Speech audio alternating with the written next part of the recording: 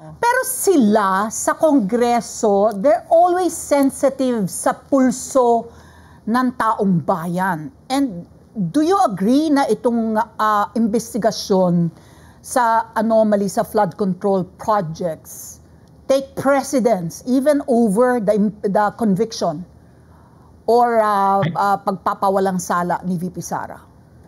I think so, no? Yan nga yung punto na sinasabi ko kanina, Ali, no, na yung public rage is being felt by everyone. Alam mo kung bakit? It's because the public rage is being expressed in social media. Grabe, no? Hindi katulad, for example, sa Indonesia, sa Thailand, and even Nepal ngayon na they're expressing their anger on the streets. Yeah. But you still can't discount the possibility.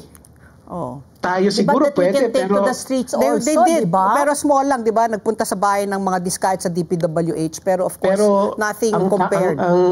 Ang galit ng taong bayan ngayon is expressed in social media, which is, I think, more impactful because we are the social media capital of the world. So ibig sabihin, itong mga mambabatas na to, they have their own teams monitoring social media. Yeah. At kitang-kita nila yung galit ng taong bayan. Speaking of galit ng bayan, Attorney Michael, no? So maraming natuwa dito po sa change of leadership nga sa Senado. Marami rin nag-aabang. Do you think it will happen in Congress? Kasi nga nadadawit na yung pangalan po ni Speaker Martin Romualdez. Marami po sa mga kongresista ay pinangalanan na ng mga contractors.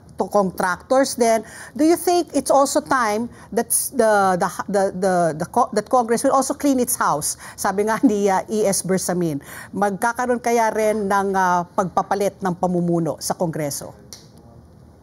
Alam mo, Pati, by sheer numbers alone, baka the speaker is safe at least in the immediate future. Kasi ang hirap i-organize ng kudeta sa House, no?